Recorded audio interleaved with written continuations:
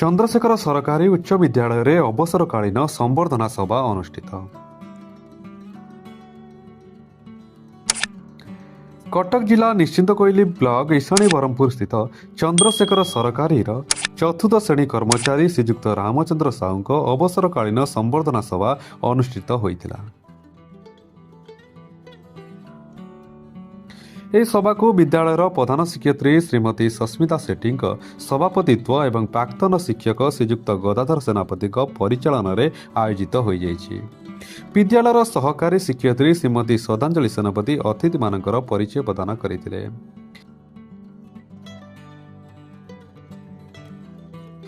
अवसरप्राप्त प्रधान शिक्षक श्रीजुक्त अशोक कुमार स्वाई, अवसरप्राप्त प्रधान शिक्षक श्रीजुक्त प्रदीप्त कुमार आचार्य यथाक्रमे मुख्य अतिथि एवं मुख्य वक्ता भाव जोग देइथिले। पराजपुर उच्च विद्यालय प्रधान शिक्षयत्री श्रीमती स्वर्णरेखा बेहेरा, सिल्लो नवग्राम उच्च विद्यालय प्रधान शिक्षयत्री श्रीमती दीप्तिरेखा बेहेरा, कलराबांक उच्च विद्यालय प्रधान शिक्षक श्रीजुक्त जचीन्द्र लेखा, सहकारी शिक्षक श्रीजुक्त निकुंज किशोर दास, प्राक्तन शिक्षक श्रीजुक्त उत्तम चरण प्रधान, बलराम उच्च प्राथमिक विद्यालय प्रधान शिक्षक सैयद मुर्शिद हुसैन आजाद, ईशानी ब्रह्मपुर ग्राम पंचायत सरपंच श्रीजुक्त सुशांत कुमार सेठी, ईशानी ब्रह्मपुर क्लस्टर पूर्वतन सीआरसी श्रीजुक्त सुनाकर भोई, परिचालन कमिटर सभापति नवकिशोर होता प्रमुख सम्मानित अतिथि भाव जोग देइथिले। उपस्थित समस्त अतिथि विदाय कर्मचारी को जड़े सरल और अमायक और कर्तव्यनिष्ठ व्यक्ति भाव में वर्णना करने संगे संगे तांकर दीर्घ निरामय जीवन कामना करते। विद्यालयर सहकारी शिक्षक श्रीजुक्त धरणीधर सेठी, श्रीमती श्रद्धांजलि सेनापति, श्रीमती सुनीता महापात्र, कलराबांक उच्च विद्यालयर सहकारी शिक्षक श्रीजुक्त प्रभात किरण मिश्र, श्रीजुक्त तपन कुमार दास, जहांगीर हुसैन विदायी कर्मचारी गुणगान करी वक्तव्य रखिते। विद्यालयर प्रधान शिक्षयत्री, सहकारी शिक्षक, शिक्षिका, शिक्षाकर्मी एवं पिलामाने श्रीजुक्त साहू अवसर में तांकर विभिन्न कार्यावली को स्मरण करी शोकाभिभूत होई पड़िथिले।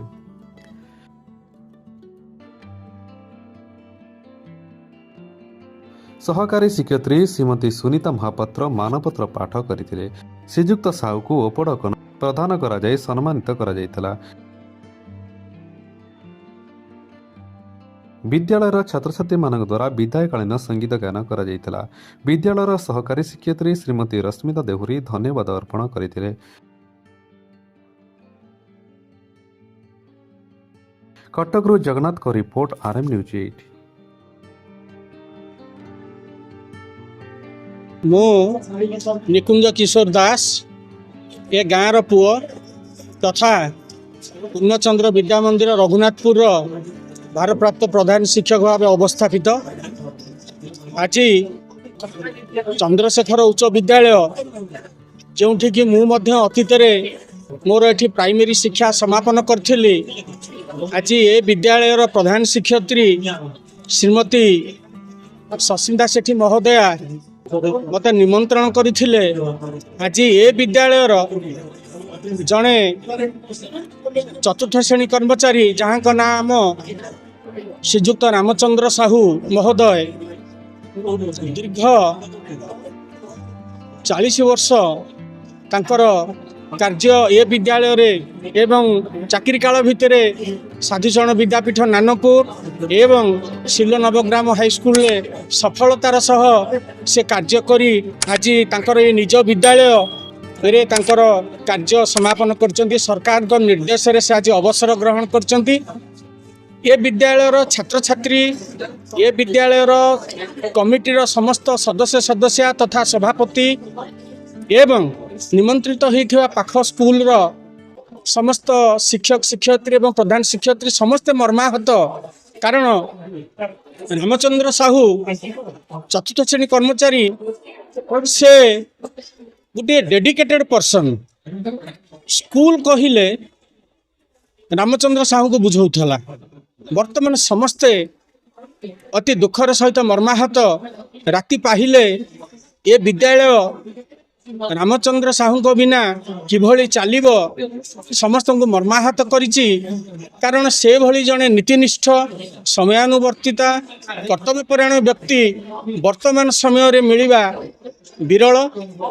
ତେଣୁ ଆଜି ମୁଁ ମଧ୍ୟ ଏଠାକୁ ଆସିଛି, ଭଗବାନଙ୍କ ପାଖରେ ପ୍ରାର୍ଥନା କରିଛି ଯେ ସେ ତାଙ୍କର ଅବସର ସମୟ ସୁଖମୟ ହେଉ, ସେ ନିରୋଗ ରୁହନ୍ତୁ। ଅବସର ହେଲେ ମଧ୍ୟ ଯେଉଁ ବିଦ୍ୟାଳୟରେ ସେ ସମୟ ଥିଲା ଅବୈତନିକ ଭାବେ ଏଠି ଶ୍ରମଦାନ କରିଥିଲେ, ସେ ସେମିତି ପୂର୍ବ ଭରି ତାଙ୍କ ଏଇଟା ନିଜ ସ୍କୁଲ ସେମିତି ନିଷ୍ଠାପର ଭାବରେ ଯେତେବେଳେ ସମୟ ମିଳିବ ସେ ବିଦ୍ୟାଳୟକୁ ସେ ସମୟ ଦେବେ। ଆର ଉତ୍ତରୋତ୍ତର କାମନା କରି ମୁଁ ରହୁଛି। ମୁଁ ରାମଚନ୍ଦ୍ର ସାହୁ, ବାପା ନାଁ ବଟକୃଷ୍ଣ ସାହୁ। ମୁଁ 1985 ମସିହାରେ ଚନ୍ଦ୍ରଶେଖର ହାଇସ୍କୁଲରେ ଯୋଗଦେଲି। ବହୁତ କଷ୍ଟ କରିକି ଯୋଗଦେଲି।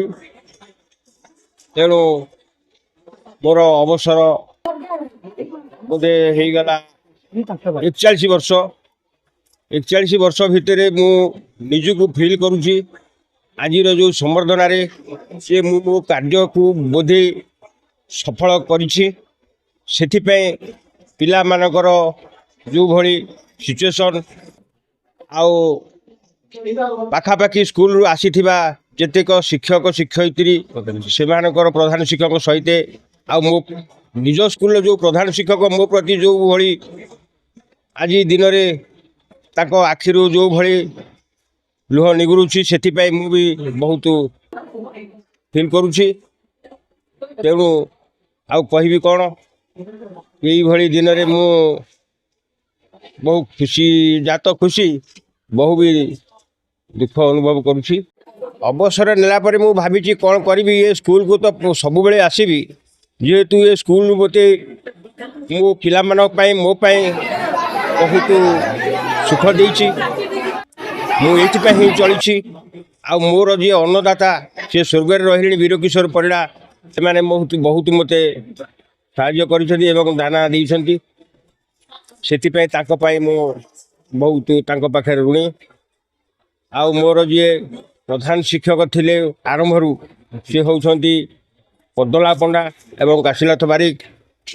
ଆଉ ଏବେ ଯିଏ ଅଛନ୍ତି ସସ୍ମିତା ସେଠୀ, ମାନେ ମୋତେ ଏତେ ଭଲ ଲାଗୁଛି ତାଙ୍କର ଅବଦାନ ଯାହା ଥିଲା ଆଜି ସେଇଟା ମୁଁ ବହୁତ ଖୁସି। ସେଥିପାଇଁ ମୁଁ ଶ୍ରୀ ନବକୁମାର ହୋତା ସ୍କୁଲର ସଭାପତି ଭାବେ କାର୍ଯ୍ୟନିର୍ବାହ କରୁଅଛି। ଆମ୍ଭେ ସ୍କୁଲ ଯେପର୍ଯ୍ୟନ୍ତ ରାମ ଭାଇ ଥିଲେ ଜଣା ପଡୁନଥିଲା ଏ ସ୍କୁଲ ସୁଚାରୁ ରୂପେ ଚାଲୁଛି କି ନାହିଁ। ଗାର୍ଡିଆନ ମାନେ ତାଙ୍କର ପିଲା ପାଠ ପଢୁଛି କି ନାହିଁ, କ'ଣ କରୁଛି, ଦୁଷ୍ଟାମି ହେଉଛି, ସେ ଗାର୍ଡିଆନକୁ ବି ଖବର ଦେଉଥିଲେ।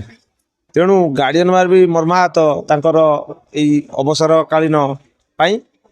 ତେଣୁ ରାମ ଭାଇ ଆଜି ଦୁଃଖ କରିବେ ନାହିଁ, ବରଂ ଖୁସିରେ ଖୁସିରେ ଯାଆନ୍ତୁ ଏବଂ ଭଲ ମନରେ ସ୍କୁଲକୁ ମଝିରେ ମଝିରେ ଆସନ୍ତୁ, ସ୍କୁଲର ଉତ୍ତରୋତ୍ତର କାମନା କରନ୍ତୁ।